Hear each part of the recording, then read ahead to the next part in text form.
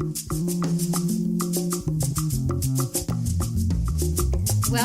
to TIffany Turned On. I'm your host, Tiffany Anton. I'm a psychotherapist specializing in sex and relationships. I hope to help you get turned on in life as well as inside of your bedroom.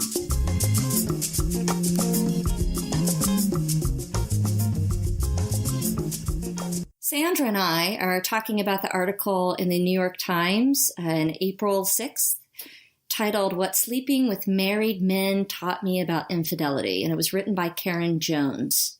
Karin Jones tells us that after being married for 23 years, that she just wanted sex and not a relationship. So she got online, created a profile on Tinder and OkCupid, and noticed that a lot of married men were looking for her. So as my girlfriend and I were talking, we were interested in Miss Jones' observation that what surprised her most was that these husbands weren't looking to have more sex, like we might assume, they want more adventure, but instead they were looking to have any sex. That led us to doing some research as to how many sexless marriages are out there. And I didn't tell Sandra what the number was, so let's see what she has to say. How many sexless marriages do you think are out there? I honestly think there is probably at least 30%. You would say 30%? I would say 30. I would probably even go up as far as 40%. I know that sounds like a lot, but people tell me everything. People tell you everything? People tell me everything, and I'm not even a therapist. Okay. But, I have male and female close friends, and we've talked about some of these things previously. The article seems to be pretty spot on about the number of sexless marriages there are and men just wanting some attention and affection. And I think it goes for women as well. Yeah. Well, I know in my practice, a lot of men really struggle with the difference between affectionate touch and erotic touch. So if they go in for a hug or a snuggle on the sofa, then they start reaching for the breast or for the genitals, and the woman can then start to shut down. Whereas affectionate touch just stays within that realm. Peck kissing, we're hugging, we're snuggling on the couch, we're hand holding, so that doesn't directly lead to sex, but it is regular affection. Whereas I was mentioning, men will have the tendency to start the snuggling and then go right in for the genitals. So that's limited affectionate touch and more erotic touch. So let me go back to the statistics of sexless marriages. And I think our first judgment might be no sex at all. Like I have some people come in that said, we don't have any sex at all. And so then I go down my checklist and I talk about mutual masturbation and oral sex and intercourse. And they say, oh, well, it's been like 2 years. 2 years since what? And I'll say 2 years since intercourse. What about these other activities? Well, what I hear is, oh, we're masturbating each other weekly. That is sex. Yes, it is. Yeah, that's still considered sex, even if it's not the penetrative style of sex. Okay. But what sexless marriage is considered in my field is the lack of erotic touch 10 or less times per year. So now when we're thinking about sexless marriages, and that is sex 10 or less times per year, and we're expanding the definition of sex, that it's not just intercourse, it's still surprising to think that there are 20% of marriages who meet that criteria, that there isn't any erotic touch. Going back to what Miss Jones says is that these husbands weren't looking to have more sex, they were looking to have any sex. There's a portion of my practice that addresses sexless marriage, yet we have people in our lives that have erotic touch 10 or less times per year. Sandra, do you know anyone in your life that has had this experience, or any friends of yours? Absolutely. I have male and female friends alike who have confided that they don't have any type of sexual touch whatsoever. It can go a year, 2 years. It just depends. What you said about masturbating each other, once a week, as far as one of your other clients, that would be awesome. But these couples aren't even having that. They are having absolutely no sexual intimacy touch at all for years. So that feels more like a roommate arrangement. Or a nun and a priest. Or a monk. Or any of those things. Now, Yes. I think one of the challenges is if you have someone with a higher libido and someone with limited to no libido, and they say, so they're the lower libido partner, they're the one that tends to do the shutdown, but then they tell their other partner who is interested in sex that you don't have the right, or I don't agree with you in stepping outside of this marriage to get your sexual needs met. And my humor about that is that that's like forced celibacy. Yes, it is. And that's when you get married, you don't necessarily choose that for yourself. Well, when we start dating, both of our libidos tend to be higher because we get the big spike of dopamine. So what we think might be normative sex in the beginning, in the dating phases, or even in the first 1 to 2 years of marriage, particularly before kids come, that's not a real good assessment of what your amount of erotic touch is going to be 5 years down the road or 10 years down the road. I agree.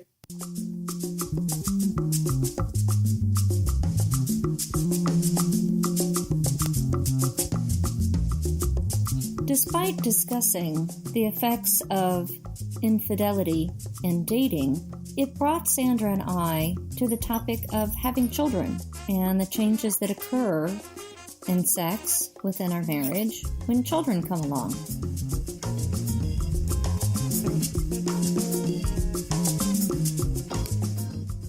I know that having children can really change that when we think about what needs, particularly as women, and you and I are both mothers, and we have a tendency to think, okay, what else do I have to give today?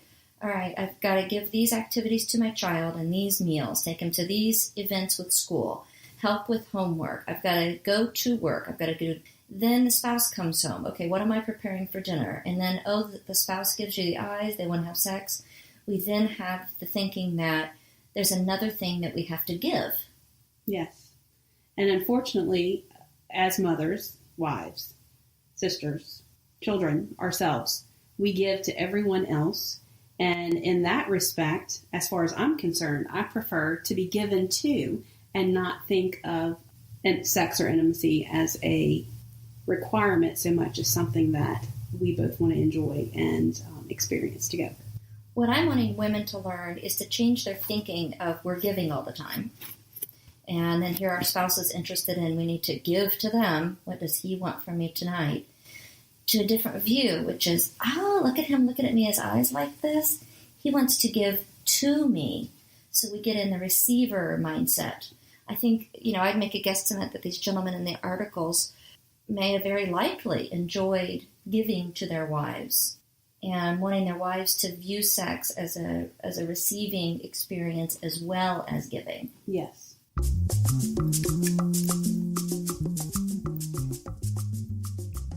What you'll notice is two women who are also mothers tend to keep going back to the topic of mothering and sex.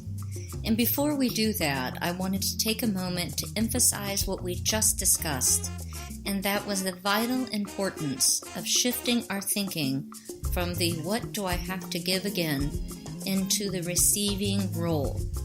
When we look at sex as a task, something to do, another need to fill, we're stepping outside of what sex is really about, which is connecting and pleasure. So I needed to redirect this podcast that TIffany turned on to emphasize the vast importance of both giving and receiving in our mindset in the bedroom with our partners.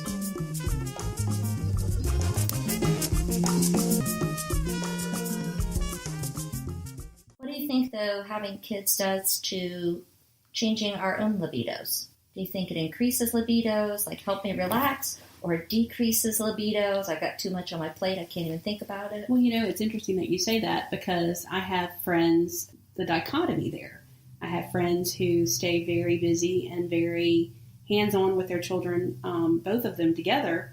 They absolutely love sex and love spending time together, and they make time for each other a lot, and that's wonderful. But then we have other people that the stress of dealing with children and keeping all the balls in the air just really, you're mentally and physically exhausted, and the last thing that you want to think about is sex. So isn't it interesting that we were talking about the article of married men and cheating. And then we lead to what it's like to be wives and mothers and our libidos and the increase of sexless marriage to 20% right now. You're talking about how some couples go into the coupleship and have children and yet still maintain their connection with each other.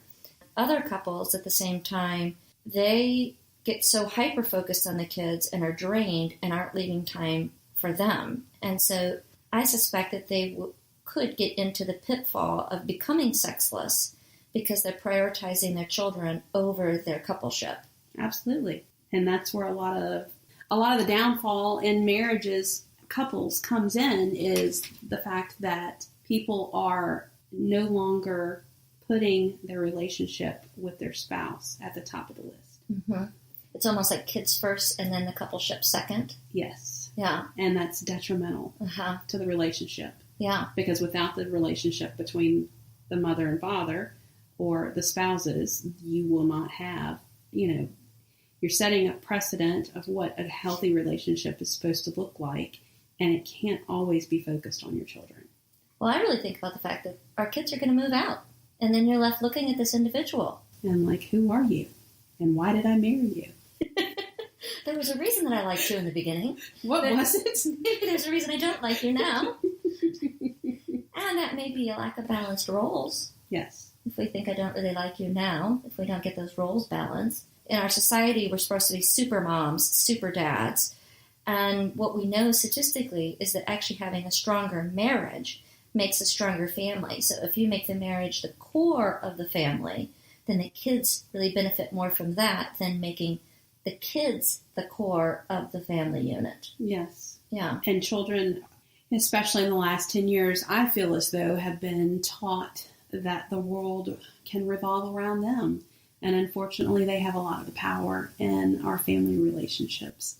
And sometimes it can be very off balance. So we can do that unintentionally by trying to be the super mom and super dad, giving all of our kids different options of things to do, and then they can feel like they have equal power. Yes, and they don't. And it's a real challenge. They shouldn't. I definitely know the situation of, being a parent of a child who feels privileged and entitled. That's the word, entitled. And I think, where does this come from? Where does this sense of entitlement come from? So is it an unintentional stumbling on our end by trying to provide a lot of opportunities for our children, to give our children voices, to be able to talk about feelings, that sense of entitlement comes up? I don't know. And then how do we feel as our entitlement as wives and mothers? I would say it's limited. And if we look at expressing our libido, which is linked to our creative side, then those two things can be stifled in a family situation. And what we're looking at is, it doesn't necessarily talk about family situation, but it does talk about marital situations. Well, and what I thought was really interesting about this article was underlying, it seems as though the men that she was seeing, the common thread was they didn't want to hurt their spouses, so they just rather not talk about the issues and the fact that they weren't being fulfilled, even if it was just on a sexual level. They didn't want to discuss it with them. They'd rather lie and just do what they needed to do to keep things calm and not hurt each other. Just as she said, why can't everybody just be honest and have the open dialogue about what they want and what they need at this stage in the game? Something in the article said something about kicking the tires or checking the tread on the tires. Right. We get our tires rotated. We get our oil changed. When we're employed, we have regular business meetings to keep up of what are our goals and tasks and how are they meeting them and where do we want to be, where do we revise it. We're not, in our marriage, we're not checking our treads, we're not changing our oil, or we want to avoid even discussing it. We're not having meetings with our partner to check in to see how is each of our levels of satisfaction in a multitude of areas. It's sad. What, though, do you think about if you would say, I would really want to have better sex? I think a lot of them, due to the shame that they may feel like they're inadequate, I think a lot of people would probably internalize it as, I'm not doing a good job at giving my spouse what they want or need. And a lot of women would say, I'm just so exhausted, I just can't possibly do one more thing. I don't know about other women, but as far as I'm concerned, great sex really gives me a boost in energy. Yes, and creativity. It does. Self-esteem. Yes. And body image. It feels like fuel. It's fantastic if you're able to get it. There's a lot of resentment. Well, you mentioned the word shame, and I was thinking about the gentleman in this article that decided to be kind, therefore lie, how it might feel shameful for a higher libido partner to even bring up that they want to have sex. Or what I've heard from various sources is very rarely is there a partnership where libidos are consistent for both of them and they're always on the same page. When you have one that's historically more else is not, or the partner's not, you get to a point where you stop asking because you can't handle the rejection any longer. Yeah, well, none of us like rejection. We accept it, we work through it. Yet it's when it's that repetitive pattern that we tend to shut down. Completely shut down. And Ms. Jones, in her article, she says that the men that she met in particular, that they would have preferred to be having sex with their wives, preferred to be experiencing this level of passion and connection. The article addresses infidelity of married men, yet women are also engaging in affairs. Listen more to learn more.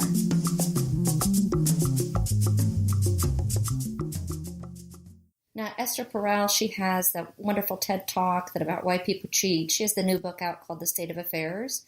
And what she said that she learned from many wives, so even though we were just talking about men there, wives that seek sex out of marriage is their way of breaking free from being the responsible spouse and mothers that they have to be at home. That married sex for them often feels obligatory, whereas affair is an adventure. I can definitely see that. Well, when you get to take off of the hat, of all the many hats of mom, spouse, sister, mother, everything in between, and you don't have to be anything to that person except just a lover. If you're in a role and you're only a lover with that person, you get to be just a lover. Well, we're looking statistically that nearly as many women are initiating affairs as men, so we're changing the gender stereotype. I know in reading some past research about that, it was linked with women equality, that we're financially independent, that we don't feel like we're stuck in relationships anymore, that gives us more freedom to just be us. So choosing a lover and only having that as a realm could distinctly be a thrill. It's nothing that we're advocating, mind you. We're just understanding the dynamics of... It's fascinating. The dynamics of marriage and being a parent. And where do we get thrills? I mean, it's exciting to see our child succeed on the soccer field. But where else are we experiencing our own highs? We can creatively, like I like doing my art. I enjoy friendship time or going to a show, some sort of a production. But when do we ever have that lustful, intense, hot feeling again in long-term monogamous relationships?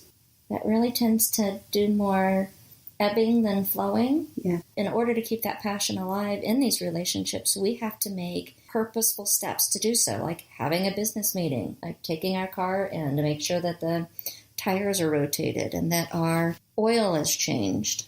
Well, just remembering what you have done in the past to enjoy each other's company, I guess, in a relationship.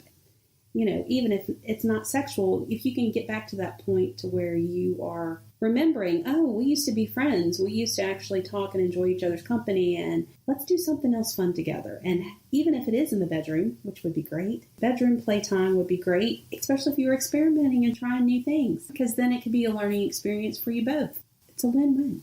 I think experimentation erotically is so important for us to keep up a sense of passion. Yet shame comes in there as well. Like, can I bring this toy in the bedroom? What will my spouse think of me if I really like anal play, particularly if you're a male, because I can feel emasculating. Or males can worry that challenges their sexuality, whereas it has nothing to do with their sexuality. If they like bum play, it has to do with the prudental nerve, which is so fabulous. It goes from our pubic bone to our tailbone, and its purpose is really for us to feel good. Going back to the article, the author asks, if our primary relationship nourishes and stabilizes us but lacks intimacy, we shouldn't have to destroy our marriage to get that intimacy met elsewhere, should we? Sandra and I will tell you our thoughts. Listen more. Should we? No, we shouldn't have to. Let's think of, though, the challenges of trying to have an open marriage. If the intimate needs aren't a positive compromise for both of them in the bedroom. The only other option in this situation would be to end the relationship. And usually, people who consider open marriages, from what I'm told, are in it for the long haul. And they have a certain level of respect for each other. They want to see each other happy, and they don't take each other's shortcomings as things that they need to internalize. Mm-hmm. So there's the term called compersion. Have you heard of it? No. You really haven't? No, Okay, I'm seeing the smile on your face. Sorry. Okay, so let's pretend you and I are in a coupleship, and we decide to open up the marriage and work through, because we have to be like totally honest. Our marriage already has to be on stable footing before we would even have that discussion, because it's jealousy to some level is going to play a role. So that can be just a pinch or it can be a lot. What I like is this concept of compersion, which is if you go out on this date and you come back home and you are just elated because you had the best night, it felt so good, you cocooned in passion, you had this voluptuous meal, and then you enjoyed your bodies together, that I would experience as your co-partner compersion, which is happiness and excitement for you for having had that experience. So instead of jealousy coming in, why doesn't he or she feel that way with me? How can they be excited? It's the flip of that. Like, I love seeing my partner happy. And they just came home glowing. And the thing is, they came home to me because I'm the priority. I'm who they love. I'm who they want to spend their life with. And I'm excited that you can have these experiences. Yeah, I never heard of that, the word compersion. Compersion. Well, Compersion. and let's face it, I mean, the type of interactions that you just defined as... Talking about open relationships with compersion? Yes. Those relationships? Yes. The partner coming home and being elated and had a wonderful experience with another person, and you're just so happy for them. The thing is, that passion doesn't last in any relationship. It's fun and it's new and it's exciting. It only lasts a finite amount of time. Well, one of the reasons is actually chemical. Yes. So we have a baseline of dopamine that's kind of like we have decent days, some funks, but decent days. And then you meet someone that you have a chemical attraction to, your dopamine does this huge boost. So it goes up high. Literally, we feel high. My joke is dopamine is the dope that we all love to smoke. And it goes up so high, and we start like obsessing about the partner in positive ways. We want to be with them. Our libido gets really high. And even in the best of relationships, that dopamine level goes down to our baseline after 2 years. So that's why when couples come in to see me and they're like, well, the beginning of our relationship, we were having sex 4 times a week. How exciting. How good for you. You also don't have nearly the dopamine that you did in the beginning. Right. So we have to purposely create passion, create dates, set up, and some people, I'll say, set up sex dates. And I'll be like, well, where's the spontaneity of it? Well, spontaneity is nice, but that's not what led you in here. You were struggling with that one too. Right. So let's think about getting something scheduled. I was mentioning earlier the difficulty between erotic touch and affectionate touch for many men. And again, I'm just speaking from my experience as a clinician. When women that I have worked with have been turned off to touch, it's because the men didn't do a very good job in giving a large amount of affectionate touch that they just, went right for the genitals. And so they become touch avoidant. And so their partners become not only erotically starved, but starved for affection. Men need to be hugged. As well as women. Yes. But what I was talking about is that we often view as women is that we want to be romanced and hug us and hold our hand and tell us that we're beautiful. Men need the same thing. Men need that level of affectionate nourishment. Yes. That sex is a fuel, but affection is a fuel just as much. So you and I were talking about how we can open up to our partners about our erotic needs. We can open up possible discussions of open marriages. Jones believes the answer is honesty and dialogue, no matter how frightening. So if we think 50% of marriages end in divorce, approximately 20% of marriages in general are sexless, it's still hard for us to risk that honest dialogue. I know from relationships I have with friends, I've seen couples that are very quick to say, well, we'll just get divorced. it's like a knee-jerk reaction. Like, oh, well, this doesn't work, then let's just move on. Don't you think that's defensiveness, though? Like, okay, I'm not going to let you hurt me more. Let's end it now. Yes, it is. But it happens, unfortunately. Yeah. If you feel as though that you're going to ignite that type of rejection from a partner just by bringing up, I'm not getting what I need in the bedroom, or just affection-wise in general. Like, I want to be hugged. I want to be kissed. I want my hand to be held. Let's sit next to each other sometimes. Let's make a date night where kids go to bed and we actually spend time together, actually talking, and then maybe something more. Or let's have a date and we don't talk about household tasks or kids. Yes. Because that's what we did before we became parents. Well, I mean, there was a point that, both you and I were talking about our want for kids, and we each had to take, leaps and bounds to accomplish that. Yes. But we still had lives with our partner before we became parents. We liked them. We did like them.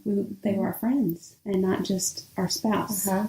And John Gottman talks about really the core of the strongest relationships are friendships. Yes, absolutely. Uh-huh. Without the friendship, you don't have anything. I wonder what it would be, though, if we talked to our friends in our peer group and asked, because I think most of them would say, yes, we love our partners, but how many of them would say we like them? It depends on the day. It depends on the day. But just like in girlfriend relationships, if we feel like we're not liking them, it's usually based upon I was bothered by something that was said versus not liking who they are. Right. Or I didn't like how this was addressed. So we would want our conversation with our spouse to be even richer than we would with a girlfriend. And we do tend to talk, speak up to our girlfriend if there's something that concerns us. The risk is lower. See, right? The risk is lower. Like if I speak up to you versus speaking up to a spouse. It's apples and oranges about as far as what can happen. And unfortunately, I find that women are more open and honest with each other than they would even be with their spouse. Oh, totally. And not only that, I think that we can be even more kind of like open, gossipy about what we're doing in the bedroom with what we're doing in the bedroom with our spouses, that we'll gossip about it sometimes. Yes. In our girlfriend group. Yes. Particularly over some wine or margaritas. Yes. This is what we want, or this is what we don't want, or this is how hot this was, or can you believe that thing he tried? Eye roll. Or that thing she tried, because, we want to be inclusive of all relationships. We're just talking about the concept of married men. Yes. That are cheating. And we're discussing the married women and their libido or being plugged into their spouses just from this particular article, because I think that there are both men and women out there that are having regular sex with their spouses and still choosing to have affairs. And that's a whole other podcast that I would really like to talk about in the future. Have we decided anything today? Does anything in this article turn us on TIffany turned on? What I like is she wrote about it. That's what turns me on is honesty. Yeah, no. I mean, she was definitely open and honest about what she'd experienced in the dating realm and how she was contacted by married men and single men alike. But the married men seemed safer because she figured that a mortgage and family would keep them more grounded, and they wouldn't want more than just a physical relationship with her. And it's a great article and definitely makes you think about things. There is, two sides to every story. And of course, it was just what she experienced with dating married men. Mm-hmm. I kind of wonder what it would be like on the other side. Well, there is an article, and that's something else that we can talk about. Is a guy who went on Ashley Madison with permission from his wife, and then set up these dates and met these women, and then he ended up somehow revealing that he was doing research, but up front did not, so it was only after they met that he was revealing it. And I think that he was saying, we can pull the article up with facts in the future, but he was saying that women also wanted to be cherished, appreciated, in touch, and it really wasn't all about the sex for them. I believe that too. So a couple of the thoughts are coming up to me, as a million tend to, is that the number of men who actually leave their marriages for their mistresses is less than 10%. And then out of that 10%, how many of those relationships even make it past a couple of years, if that? I don't have that stat, but I do know that second marriages have a higher divorce rate than first. I think that it's twofold. One is because you're coming in with a different level of baggage, and so your rate of divorce is higher because you didn't deal with your own shit from the first marriage, and you bring it into the second marriage.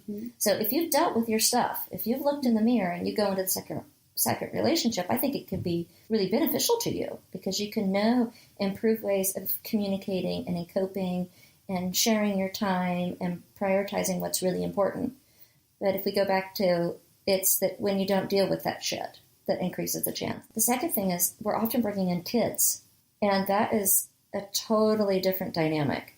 Well, I mean, just like what we talked about at the beginning of the conversation, when you're not having to wear all the hats and you don't have the stressors of life and you can be whoever you want to be and keep things very neat and compartmentalized, I wouldn't think that would transfer into a long-term relationship, something that you could really honestly build on. And then, would you really want to be in a relationship with someone who cheats? Possibly, yes, because I don't think that is, I can't say the word character flaw, that's not the right word, but people that struggle with monogamy, people that struggle with speaking up to their spouses. So just like this, the gentleman in the article said that he would rather be kind than be honest. Does that make him a character flawed man that isn't worthy of someone else loving him? Or saying, you've cheated on your wife, you're definitely going to cheat on me. Guarantee that you're, have shitty morals? I don't think. No, and I agree with you there. I'm just thinking, once you change the package from the neat, segmented, compartmentalized, this is all fun and games, and then you throw in real life stressors. Well, that pops the fantasy bubble. It pops the fantasy bubbles, and it might not make things as fun anymore. That piece is true, but isn't that true even if we start dating, you're both single and you start dating and how that feels like a fantasy in the beginning, and then we get the mortgage, you get the job, you add the kids to it. That's busted as well. True. I agree. So I think in first marriages as well as second marriages, realistic understanding and expectations of what our erotic energy is going to be, and then we regularly update them and prioritize it, like the treads on our tires, like having a business meeting, that we really could have successful relationships. Yes. And that can be fully monogamous relationships or a variety of ways of open relationships.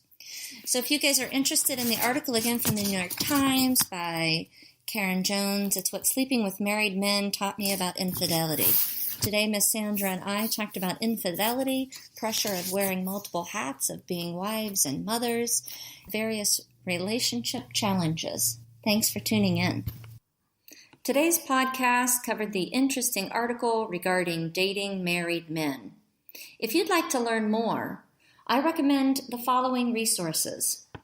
If you've been negatively affected by an affair, check out After the Affair by Janice Abrams Springs, or the website and book from Michelle Weiner Davis. Michelle has the Divorce Busting website, and her book in particular to infidelity is called Healing from Infidelity.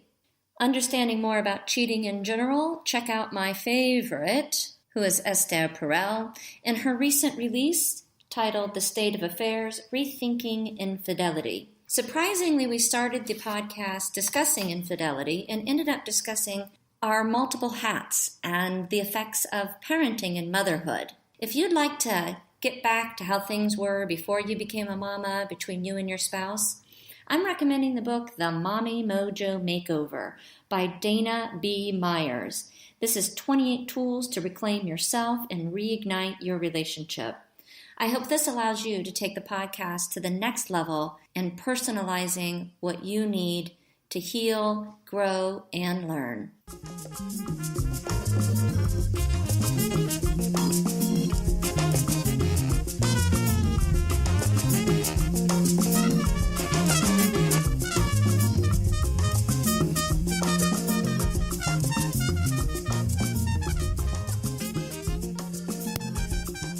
The music for TIffany Turned On is provided by Kumasi Afrobeat. If you're interested in more of their music, you can find them online at kumasiafrobeat.com. KUMASIAFROBEAT.com. They are New Orleans' full Afrobeat band. They play to make you move.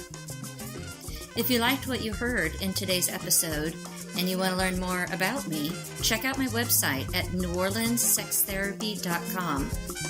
I also have a TED Talk entitled I Love Pleasure from TEDx Vermilion Street.